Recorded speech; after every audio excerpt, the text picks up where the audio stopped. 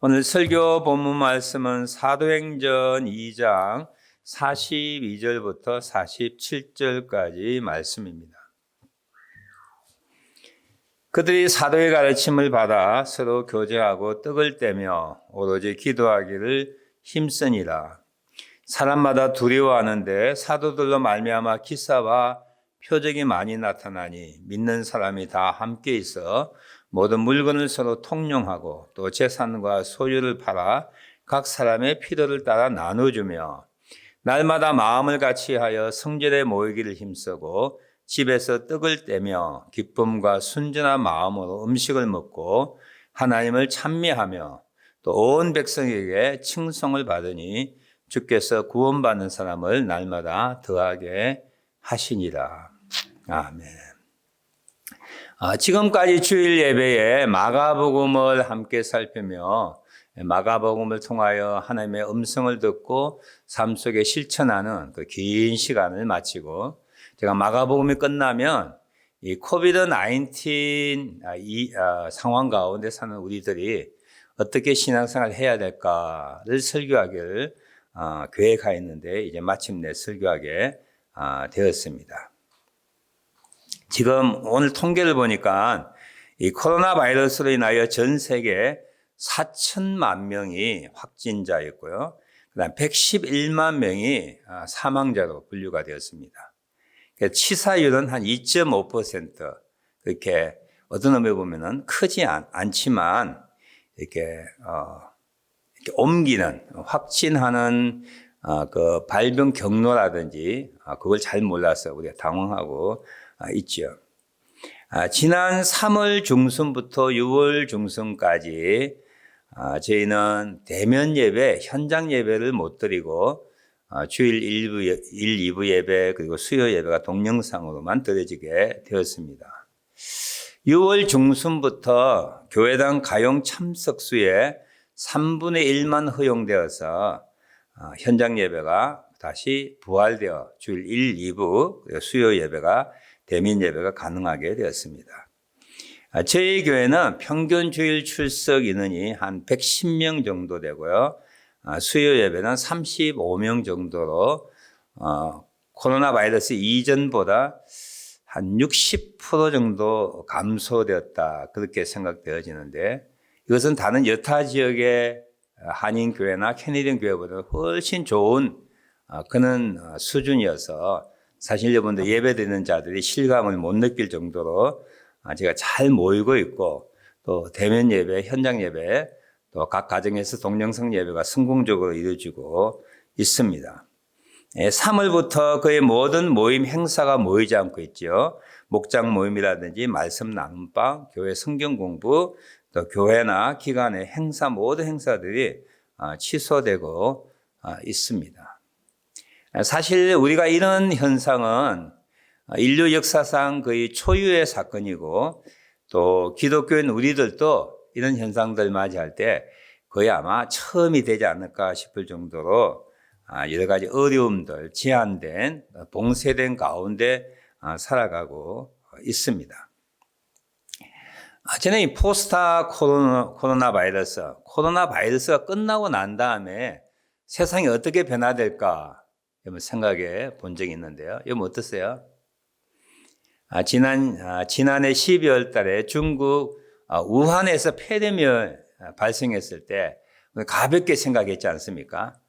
감기 정도로 날씨가 따뜻해지면 끝날 것이다 했는데 벌써 10개월 정도 이제 전 세계적으로 확산이 되어서 아까도 말씀드린 4천만 명 정도가 확진자가 생겼습니다.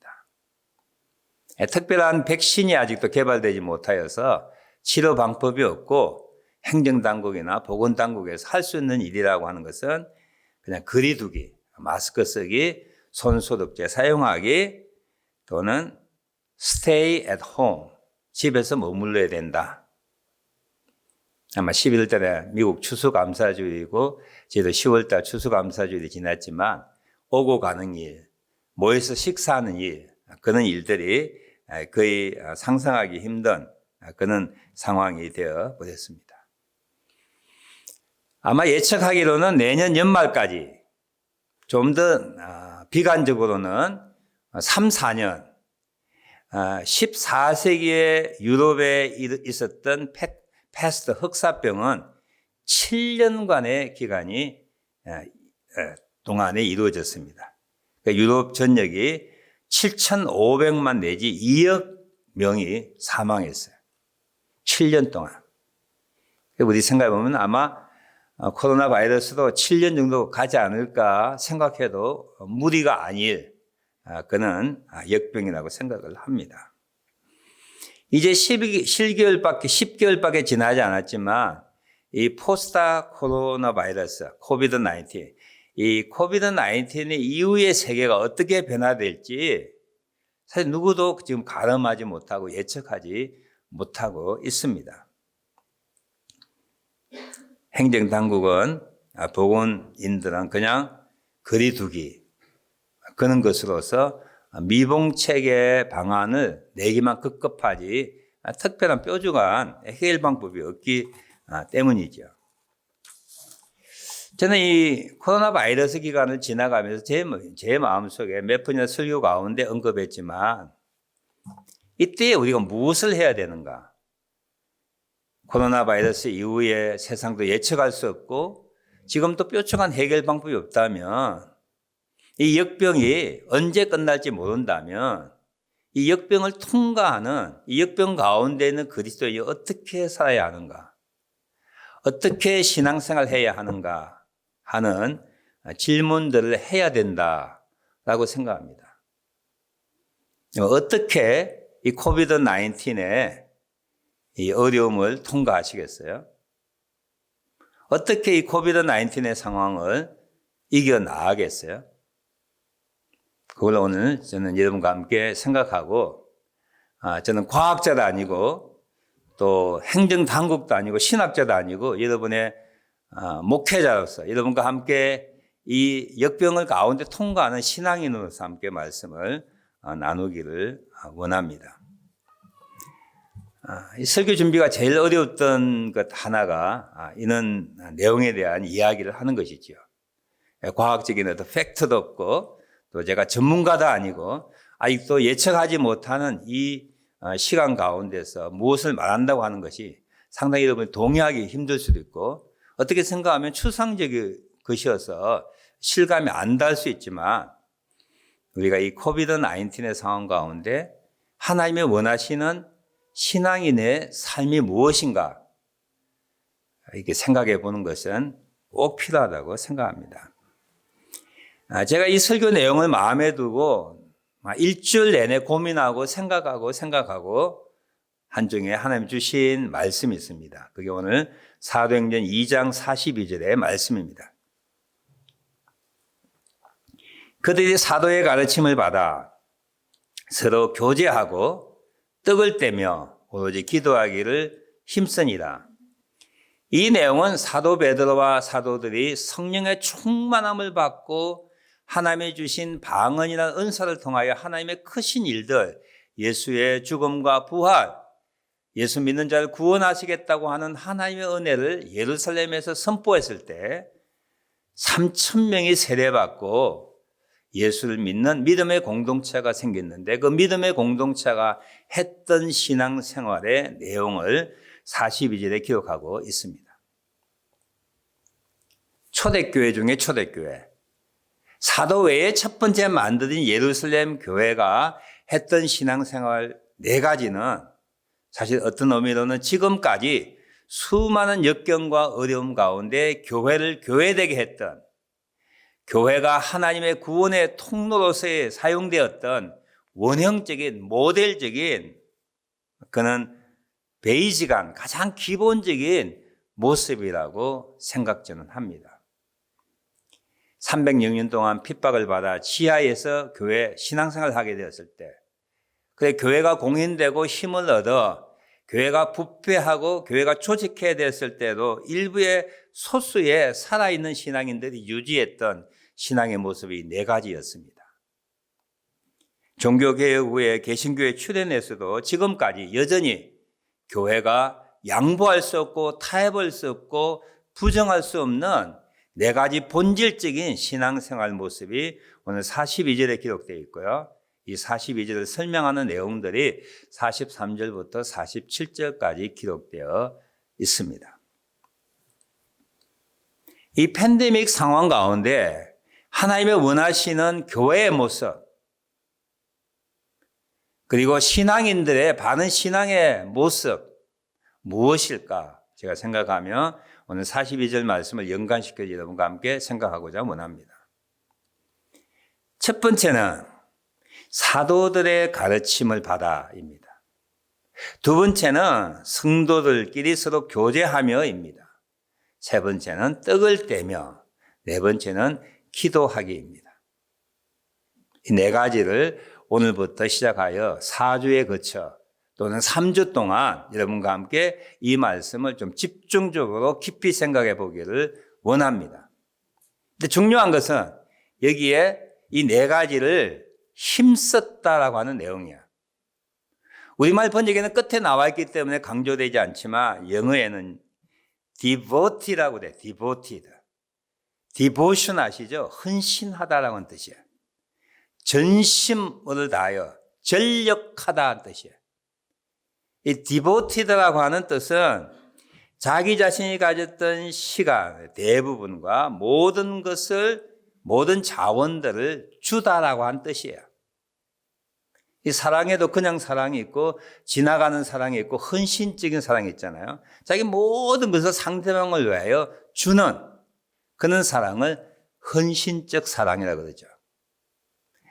예루살렘 성도들은 3,000명이나 이런 네 가지 본질적이고 기본적인 신앙생활을 했는데 그냥 되는 대로 하지 않고 근성을 하지 않고 대충 하지 않고 그게 뭐 했다고요? 전념전심했다는 거예요. 이전과는 다른 관심을 가지고 그게 자기 시간을 투자했다는 거예요. 자기 노력을 투자했다고 하는 거예요. 중요한 일로 여기고 그의 모든 것을 희생하는 수준으로 그 일을 감당했다라고 하는 거예요. 오늘 이 네 가지 내용을 여러분과 함께 나눌 때 나이가라 성도들은 감사하게도 뭐 이거 우리 다 하는 거 아니겠는가 그렇게 생각할 수 있습니다. 그 이유는 우리 교회가 어느 정도 성경적인 교회의 모습에서 이렇게 탈피하지 않았다라고 하는 증거예요. 우리가 다 하고 있는 건데 그럴 수 있어요. 이 땅의 많은 성도들은 그렇지 못한 면이 많기도 합니다. 혹시나 이 가운데 오늘 말씀이 나에게 주는 말씀이라 생각하면 팬데믹 상황 가운데 하나님이 나에게 이런 신앙생활을 하길 원한다고 생각하시고 이 일에 전념하시길 바랍니다. 첫째, 성경의 가르침을 사도의 가르침으로 받았다라고 하는 거예요. 사도의 가르침을 받는데 전력했다라고 하는 거예요. 사도의 가르침은 물론 예수님의 교훈이지요. 오늘 우리에게는 신약과 구약에 있는 성경적인 가르침을 말합니다. 초대교회 중에 초대교회인 예루살렘 교회는 3,000명이 각 가정에서 시간이 허락하는 대로 어떤 상황에서든지 사도들의 입에서 나오는 하나님의 말씀을 듣고 배우고 마음에 담는데 디보티드 했다는 거예요. 전심전력했다라고 하는 거예요. 이 팬데믹 상황 가운데 아까도 제가 말씀드렸듯이 3월부터 대면 예배가 중단되었을 때 많은 성도들은 마음에 공포를 느꼈을 거예요. 내가 성경을 어디서 배우지? 하나님 말씀을 어디서 듣지? 사실은 그전에는 예배에 참석하기만 한다면 졸든지 귀담아 듣든지 듣지 않든지 우리는 하나님의 말씀을 들을 수 있고 배울 수 있는 기회가 우리에게 자동적으로 주어졌어요. 크게 노력하지 아니하여도 한두 시간만 할애한다면 이 시간과 공간에 앉아서 예배 자리에서 하나님의 말씀을 들을 수 있는 것이 쉬운 일이었었습니다.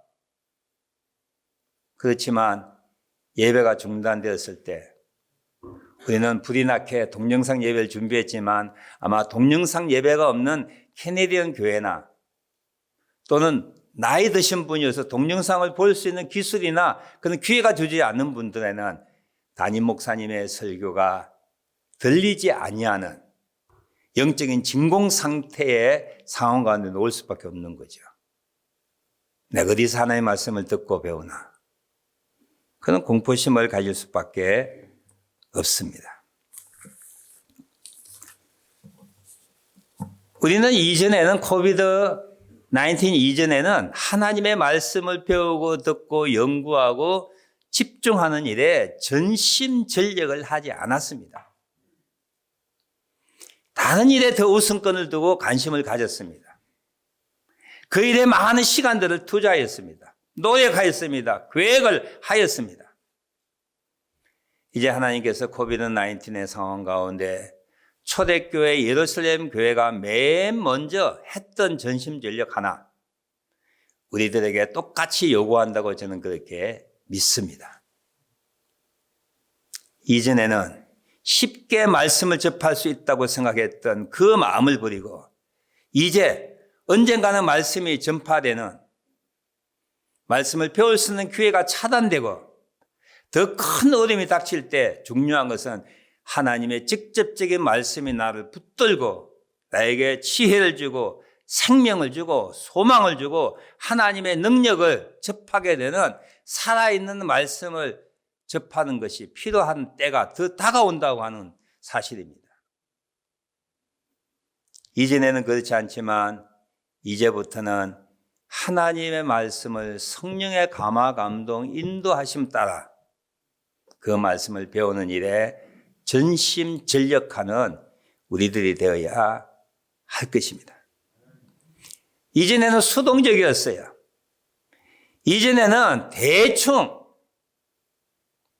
이번 못 들으면 다음 들을 기회가 있겠지라고 생각했지만 이제는 하나님의 말씀을 배우는 일에 더 많은 시간을 내는 더 많은 관심을 가지는 저와 여러분이 되었으면 합니다. 지금 어떠세요? 여행도 못 가고 그 많은 시간 무엇하고 보냈어요? 하나님의 말씀을 배우는 일에 진력해야 될 것입니다. 전심전력해야 될 것입니다. 얼마 전에 기사 하나를 봤는데 유명한 연예인이에요. 기독교인 연예인인데 이번 팬데믹 시즌 때에 나는 성경 묵상을 더 많이 하게 되었습니다. 성경을 통독하는데 시간을 보내게 되었습니다. 라고 하는 고백하는 기사가 나왔습니다. 호랑이에도 물려가도 정신만 차리면 산다고 이 코비드-19의 두려움과 불안과 불확실한 가운데서도 하나님의 말씀이 나를 붙들면 우리는 삽니다. 누가 붙든다고요? 하나님의 말씀이 나를 붙드는 거야. 내가 하나님의 말씀을 붙들고 하나님의 말씀이 나를 붙들 때 우리는 어떤 어려운 역경과 환난 가운데서도 시험 가운데서도 우리는 이겨나갈 수가 있습니다. 하나님의 말씀 위에 서십시오. 하나님의 말씀 안에 거하십시오. 하나님과 말씀 가운데 우리가 살아갈 때에 어떤 역경과 재난과 두려움과 불안 가운데서도 우리는 아무 문제가 없을 것입니다. 하나님의 교회, 하나님의 사람을 하나님의 교회 되게 하고 하나님의 사람 되게 하는 것은 환경이 아닙니다. 내가 무엇을 가지고 있는가라고 하는 세상적인 기준도 아무 소용이 없습니다. 하나님의 사람을 하나님의 사람 되게 하고 하나님의 교회를 하나님의 교회 되게 하는 것은 하나님의 사람의 정체성과 능력을 나타내는 것은 우리가 하나님의 말씀 안에 있느냐 없느냐 그것에 판별되는 거야. 하나님의 말씀을 가까이 하십시오. 집에 있는 성경을 여러분 여십시오. 그리고 기도하십시오. 하나님, 이 말씀을 제가 깨닫게 하시옵소서.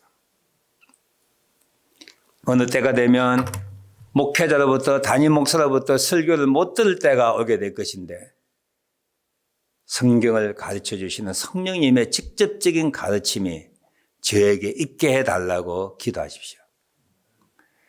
사실은 목회자가 설교하는 것은 여러분에게 말씀을 깨닫게 하고 배우게 하는 도움이에요. 보조 교사일 따름입니다. 메인 코치가 아니라 어시스턴트 코치에 불과합니다. 이 어려운 난국을 이길 수 있는 힘은 하나님이 각 개인에게 직접 주는 하나님의 말씀입니다. 어렵지 않았을 때는 우리가 대충 살아갈 수 있지만 지금 같은 코비드-19의 특별 상황, 어려움 가운데서는 하나님이 직접 우리에게 주시는 말씀이 필요합니다. 누가 그 말씀을 깨닫게 해주세요? 성령님이시죠. 하나님의 말씀을 깨닫게 하시는 성령님을 의존하십시오. 그분께 기도하십시오. 시간을 더 많이 내십시오. 하나님의 말씀을 듣기에 더 많이 집중하시고 세미한 음성에 귀를 기울이십시오. 하나님의 말씀이 들려질 때 우리는 그제서야 살게 됩니다. 그제서야 세상의 두려움에서 자유하게 되는 거야. 이건 얼마나 두렵습니까? 요즘 사람 만나는 게 얼마나 요즘 두려운지 몰라요. 혹시나 감염자인가? 우리 아이들이 할아버지 할머니 못 보는 이유가 그거 아니에요. 혹시나 아이들은 건강해서 감염되었는데 나이 많은 할아버지, 제가 나이가 많잖아요. 나이 많은 할아버지 할머니 옮길까 봐 못 오겠다는 거예요. 사람 만나는 게 두렵습니다.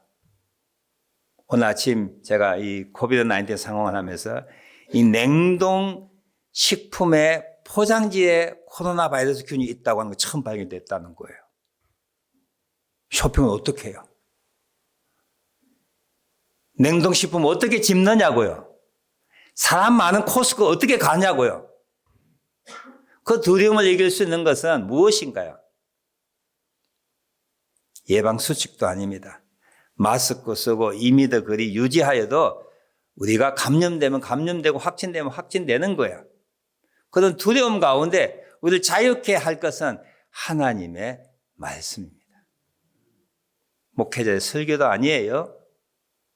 다른 사람들의 행정당국의 어떤 제한 조치도 아닙니다. 이것이 근거한 내용이 아니에요. 내가 방언한 그 어떤 방침도 아니에요. 하나님의 말씀이 나에게 주어질 때 우리는 공포와 두려움에서 비로소 자유할 수가 있는 거예요. 세상에 알지 못한 평안 가운데 사로잡힐 수가 있는 거예요. 하나님의 말씀 배우는 것에 전심전력하시길 바랍니다. 여러분 어떠세요? 지금 그 많은 시간 무엇하고 보내세요? 다시 성경을 필사하기도 시작한 분이 있습니다. 오늘도 온 가족이 성경을 읽고 성경 통독 문제지를 제출한 가정이 있습니다. 큐티를 열심히 하십시오. 말씀을 읽으십시오. 성경을 필사하십시오. 할 수 있는 한 줌이라고 하는 그 인터넷 그 앱을 깔아서 성경을 같이 배우십시오. 그리고 담임 목사의 설교를 듣고 또 들으십시오. 왜 담임 목사의 설교라고 할까요? 요즘 인터넷에는 세계 유수한 설교자가 많이 등장합니다. 그런데 중요한 것은요, 우리의 상황, 나의 상황, 이민자의 상황을 아는 설교는 몇 안 되는 거예요. 아무리 훌륭한 설교라도 상황이 다른데 은혜가 안 되는 거예요. 지난 3월부터 저에게는 동영상을 찍어서 예배로 방출하고 있습니다. 우리 영준이 형제가 다 조사해 보니까 교우들이 예배는 안 드리고 설교만 딱 따서 듣는데요. 곧 나타난다는데요. 누가 다 예배 스킵하고 찬송 스킵하고 성시교도 안 하고 기도 안 하고 설교만 딱 듣고 설교 끝나면 딱 끝난다고 하는 거 나타난다는데요. 제가 깜짝 놀랐어요. 누군가는 모르지만 우리 교회에서 100명이 봤다면 몇 명이 몇 시간 몇 분을 봤다 이렇게 안다는 거예요. 괜찮아요. 옛날에 동영상 예배가 없을 때는 현장 예배, 대면 예배를 참여하지 않으면 설교를 들을 수 없잖아요. CD를 구워서 배부하기도 하지만 그런 기회가 없잖아요. 지금은 어떻게 해야 돼요? 옛날 우리의 어르신 방법처럼 극동방송을 24시간 켜고 찬송을 듣고 간증을 듣고 설교를 듣고 했던 것처럼 담임 목사의 설교를 하루에 수십 번 틀어놓고 듣고 하십시오.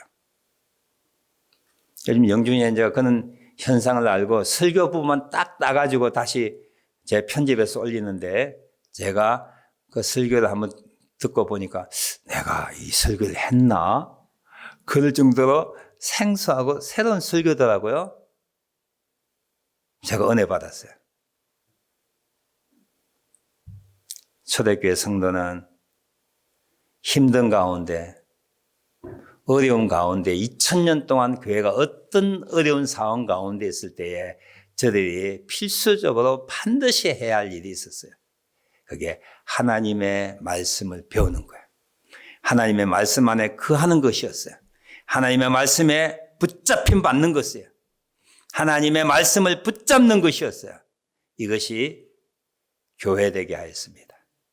이것이 하나님의 능력의 통로되게 하였습니다. 이것이 세상을 이기게 하였어요.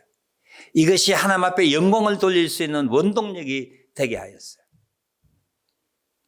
교회 여러분, 팬데믹 상황이 앞으로 7년 계속될 수 있을 거예요. 패스트처럼. 그 7년 동안 뭐 하시겠어요? 하나님의 말씀을 배우는 일에 헌신하십시오. 더 많은 시간을 가지십시오. 더 많은 노력을 하십시오. 더 많은 투자를 하십시오. 이전에 그 다른 일에 내가 전심전력했다면 이제는 그 대상을 바꾸어 하나님의 말씀을 배우는 일에 전심전력하여 이 팬데믹의 공포와 두려움을 이겨나가는 하나님 앞에 사용받을 수 있는 영광 돌릴 수 있는 주의 백성 되기를 주님의 이름으로 축원합니다. 기도하겠습니다.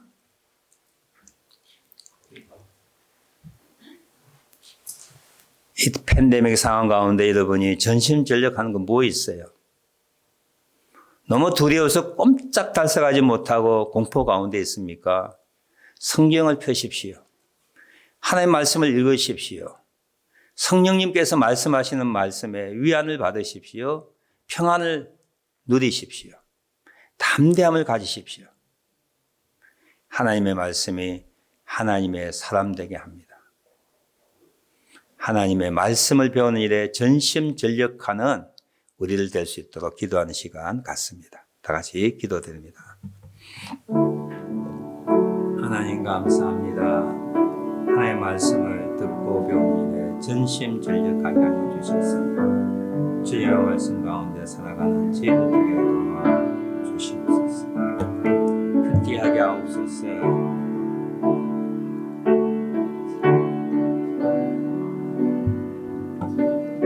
성경 보게 하옵소서. 성경을 쓰게 하여 주옵소서. 성령님의 도움을 구하십시오. 성령님 함께 하셔서 내 마음을 열고 내 생각을 열게 하여 주소서. 하나님의 말씀 가운데 행동식구의 포장 뒤에 코로나 바이러스 오늘 만지지도 못하고 쇼핑도 못하고 사람한테 가지 못한 두려움이 어떻게 지날 것인지 내가 너를 사랑하마, 내가 너를 보호하마, 내가 너를 지켜주마, 내가 너를 사용하마. 주님의 말씀이 나를 살아 움직이는 귀한 말씀을 만들어 주시옵소서. 하나님의 말씀을 배운 일에 전심전력하게 하옵소서. 시간을 내게 하시고 투자하게 하여 주셔서 응원 되시는 저희들 되게 도와주시고 함께 하여 주옵소서. 예수님의 이름으로 기도합니다.